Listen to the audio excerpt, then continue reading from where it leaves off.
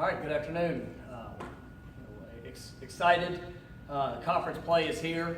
Wrapping up last week. I was really happy for our guys to be able to go out there and for homecoming. To finish up non-conference play undefeated. That was we were able to accomplish the first goal that we set out for this season. I thought our guys went out and definitely battled for 60 minutes. There were some mistakes that were made, some things that we've got to continue to grow and clean up. But for our guys to go through the non-conference schedule with every opportunity that we had to finish up 3-0, it's exactly where we wanted to be. But now all of our focus and energy goes towards the conference opener and kicking off the American Conference play here in Orlando. It feels like we've done this before, but we're definitely excited about the opportunity to go play a phenomenal football team. You look at UCF, this is a team that has been completely dominant in their first two games. They went to Maryland on the road, ended up getting a victory. I think it's 38-10.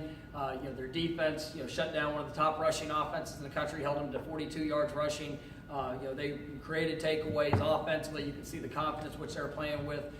Once again, it all starts with their quarterback. He's a phenomenal player.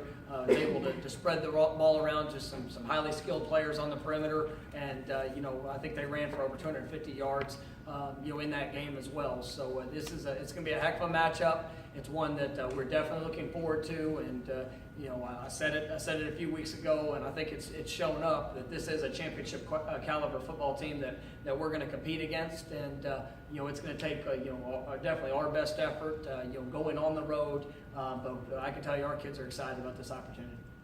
How much does having already worked out for them and prepared for them until Irma got in the way, what does that do for your preparation this time?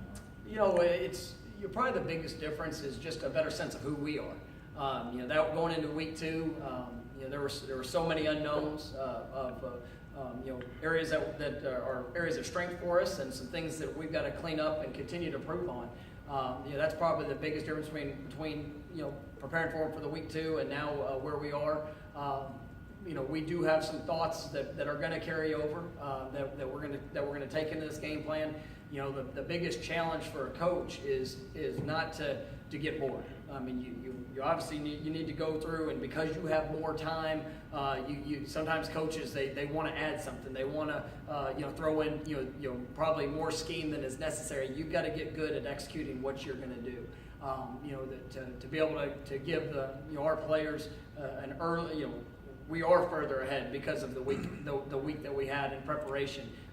But you don't want to make it too complex, or you don't want to go overboard with the amount of information you're providing for your players, because they have to be the ones that go out there and play fast. You don't want to carry too much going into it and kind of overkill in your game prep. So we spent a lot of time last night, this morning, going back and evaluating our early thoughts, and then we're going to progress as the week goes along. Make sure we put our guys in the best position to be successful. At the same token, what kind of changes have they done differently in their first two ball games?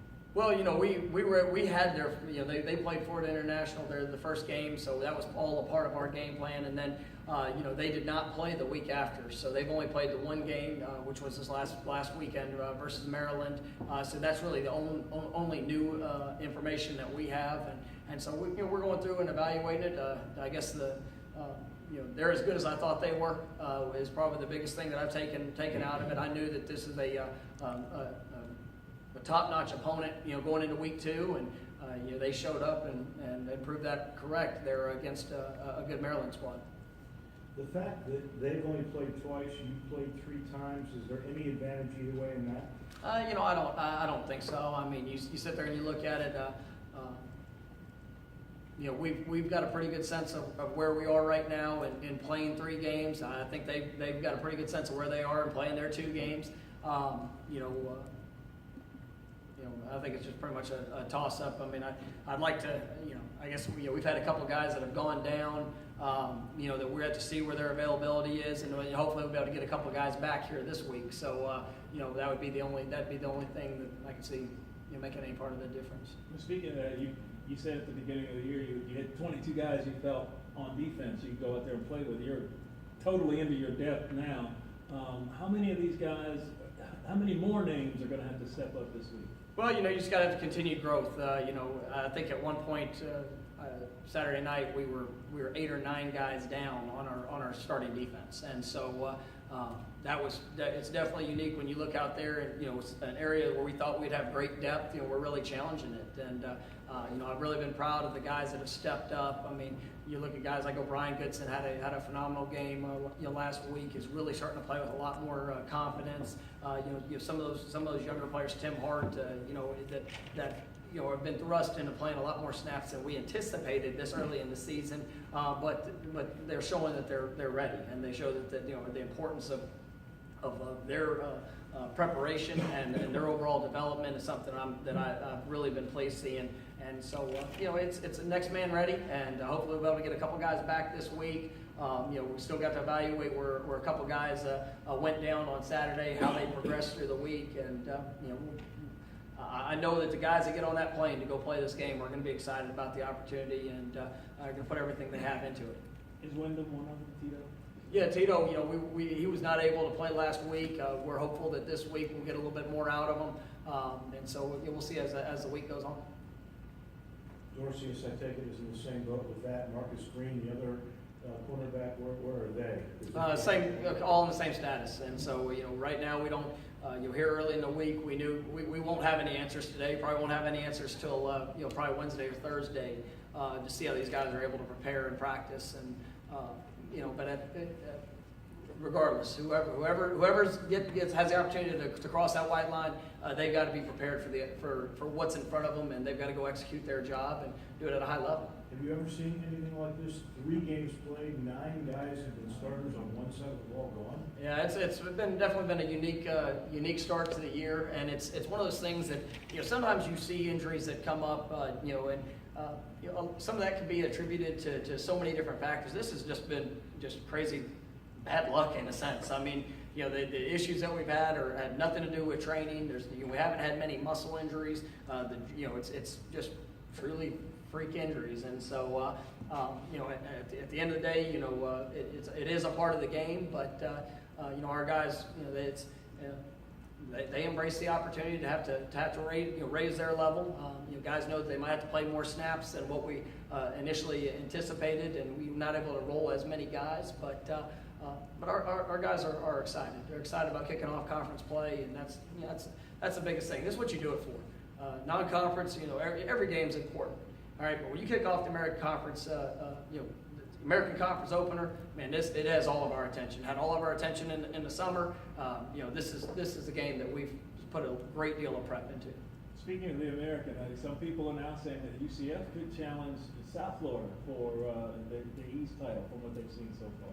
I mean, we're playing a really good football team, and one that is going to challenge. I said it earlier in the season after watching them all through the summer, knowing the guys they had coming back, seeing them in game 1. I just think they're definitely validating the point that they have a great deal of talent, and they have coaches that obviously are very successful in putting those talented players in a great position to be successful. And so I would like to think that this is 2 very similar football teams, and guys that are both in the second year with their coaching staffs. You see that growth, the confidence that they have.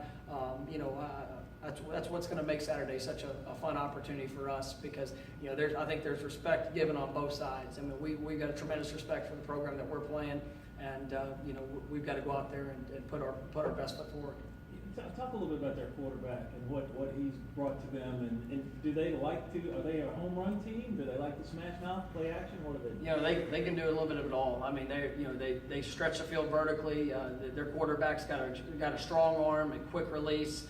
They're going to stretch you sideline to sideline. They're physical up front, where they can get the tough yards when necessary, and pound it down the middle. And so it's you have to. They present a lot of different challenges, and they've got some big time receivers that can stretch the field, and then if the speed that they possess, getting their playmakers in space. You got to do a great job of tackling. You got to be accountable for your man and your zone, and if you do that, then you still got to go make the play. So it's going to be a fun matchup to be a part of, because there's going to be explosive players on both sides of the field and and in the special teams. You mentioned the next man up mentality with so many guys on defensive on them. Has it changed what you've wanted to do schematically because you have a lot of guys who maybe you weren't planning on seeing this many snaps? Have you had to change things? Yeah, defensively? we've always been pretty multiple in what we do. We want to play to the strengths of our players, and so that's something that we look at. We're always going to look at. So to say that it's changed what we want to do schematically, no. I mean, it's because we've been really multiple, last year and then moving forward into this year. But the biggest thing is just for us to continue to try to put our guys in position to achieve that success. Talked after the game about third down, get off the field on third downs. UCF does that extremely well, at least in the first 2 games. What are the ingredients that, I mean, it's one thing to say we want to be better on third down. What are some of the things specifically on defense that you guys want to improve that will lend to better Yeah, success? we've got to communicate better. We've got to make sure that, everybody that's on the field, all 11 hats are doing their job and putting themselves in the right position. And then you got to go execute. I thought, you looked at last week and really almost the last 2 weeks, the third down efficiency that the teams had. I mean, their quarterbacks have located the ball well. Their receivers have done a good job getting open. When we have been in position, we haven't always made the play there in that situation. And you look at our first and second down defense, we've done a lot of good things. Last week, I think when you look at it, they were 10 of 20 on third down, but then they also were 3 or 4 on fourth down. And so you're basically thinking that those are still that many extended drives and an opportunity for them to have at least 3 more downs in the series. And so we played a lot more snaps defensively than we wanted to, and we've got to do a much better job of getting off the field in that situation. So it's communication, overall execution, and then we got to continue to impact the quarterback to make sure that we're disrupting what they want to do. Speaking of snaps, South Florida and you run an up-tempo style. You're going to be upwards of 90 to 100 plays per team. How do you prepare for that defensively? Well, our guys, that's what we defend every day in practice. We're going to play fast. We're going to practice fast. Every team has its own unique, kind of flair to their tempo. And I can tell you that UCF is definitely going to play at a great speed. But the biggest thing for us is we want to execute as fast as we can execute, and to go fast. And some of the negative plays we've had this year offensively have been when we're trying to play fast, and so that we've got to make sure that as we're pushing the tempo, as we're trying to play fast, that we're executing at a high level. And so it's going to be a part of the game, and there's no hiding it. But our guys, we practice against tempo every day, so it's they should be adjusted. It's about putting yourself in position to execute the best at tempo. What do you say to your team about personal foul during the games? I don't say not many nice things. I can tell you, that's something we got to get cleaned up. Our guys, we work so hard, and we do everything that we can to make sure that we're putting ourselves in the best position to be successful. I think that some of the things that have shown up are just you got to play with a controlled aggression and controlled passion. And our guys, as you sit there and you look at something that is definitely being called at a tighter sense than what maybe it has in the past, and that's good. I mean, it's for what but we've got to make sure that we're always in control of our emotion. It's something that there's nothing wrong. There's nothing wrong with playing with passion, but you got to do it in the right manner. UCF defensively, were they just that good, or was it the fact that they knocked their second-team quarterback out and Maryland just didn't have anything else?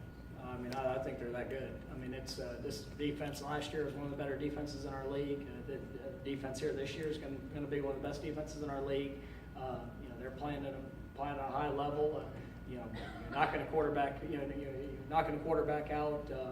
I know that does something to a team, but when you see how they stopped the run and the things that they were able to do, the passion that they play with, that's a really good opponent, and one that is going to present some challenges. And like I said, we're excited about the opportunity to go against them.